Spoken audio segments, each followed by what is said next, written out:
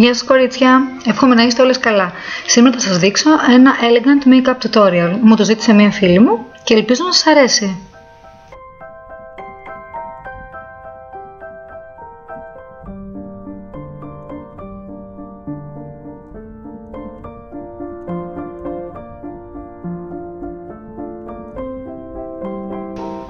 Και πάμε να ξεκινήσουμε κορίτσια. Όπως βλέπετε έχω βάλει ήδη τις βάσεις μου και έχω τελειώσει και με το ένα μάτι για να μην καθυστερούμε.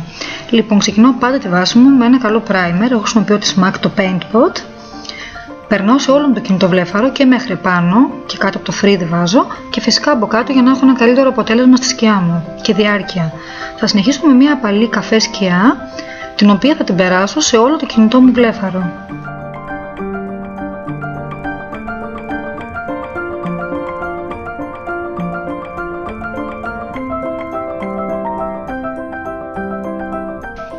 Στη συνέχεια θα πάρω το πινέλο μου το blending και με μια καφέ σκιά σε κόκκινη απόχρωση βάζω επάνω στο κόκαλό μου και κάνω πολύ καλό σβήσιμο για να αναμειγνύω τις δύο σκιές μαζί και να ανέβει και λίγο παραπάνω να μου δώσει ένα φυσικό αποτέλεσμα.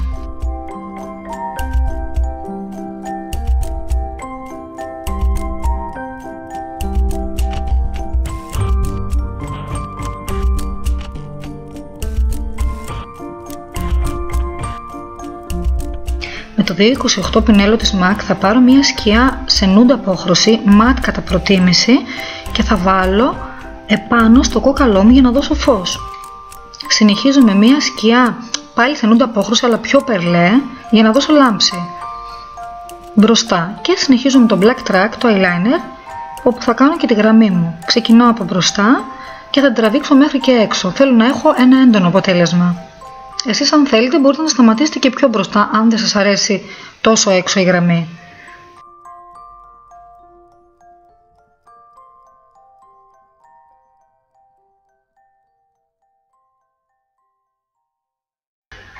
Το πινέλο που χρησιμοποιώ για το eyeliner μου είναι της MAC το 210. Με έχει βολέψει απίστευτα για λεπτή γραμμή το eyeliner.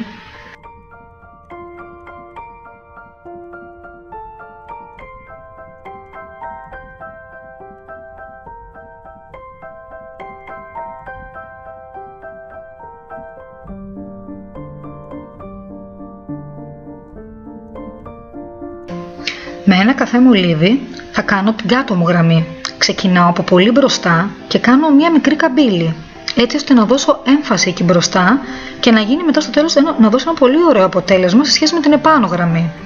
Συνεχίζω με ένα μολύβι, όχι λευκό, προτιμώ ένα μολύβι μπέζ και θα βάλω σε όλο μου το μάτι από μέσα και θα τονίσω και λίγο πάνω από τη γραμμούλα που έχω βάλει το καφέ μου το μολύβι.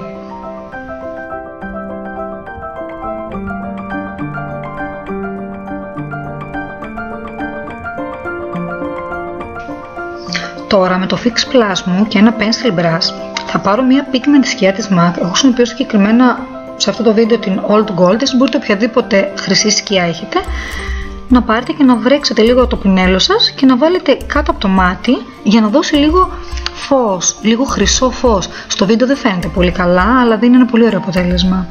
Συνεχίζω με μια λευκή μάσκαρα για τις βλεφαρίδες μου της MAC, η οποία με βοηθάει πολύ για να τις τονώσω και να τις ενυδατώσω και περνάω τώρα, συνεχίζω με τη μαύρη μάσκαρα η οποία θα μου δώσει βάθος και ένταση στα μάτια. Βάζω και λίγο από κάτω με το δεύτερο πινελάκι που έχει μάσκαρα και θα περάσω τώρα ένα Per Prime για να μου δώσει λίγο φως και αν τυχόν έχει πέσει και κάτι να καθαρίσει το μάτι μου από κάτω και να μου δώσει τη λάμψη που θέλω εγώ.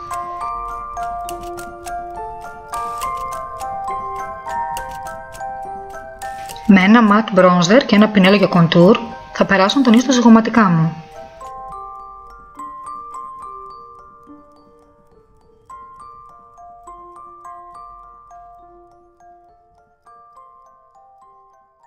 Και συνεχίζω με το ρούζ μου. Εγώ βάζω το Well Dressed της MAC, είναι ένα πολύ ωραίο ροζ, απαλό και φωτεινό χρώμα.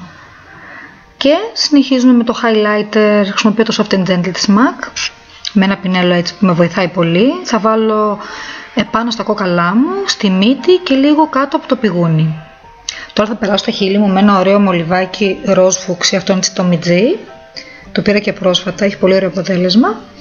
Και θα περάσω τα χείλη μου με ένα πολύ ωραίο ροζ φούξια κραγιόν. Είναι το Lickable της MAC. Κορίτσια, είναι φοβερό, σχετικά καινούριο απόκτημα. Και τελειοποιώ με ένα lip gloss πάλι από τη MAC, το οποίο έτσι είναι ρόζα, παλό και φωτεινό και μου αρέσει. Όλες τις πληροφορίες για τα προϊόντα που χρησιμοποίησα θα τις βρείτε στην διεύθυνση που σας δίνω από κάτω στο link. Κορίτσια, αυτό ήταν το μακιγιάζ μου. Ελπίζω να σας αρέσει και να το κάνετε κι εσείς. Θα χαρώ να δω τα σχόλιά σας, να είστε και να περνάτε όλες καλά. Πολλά φιλάκια.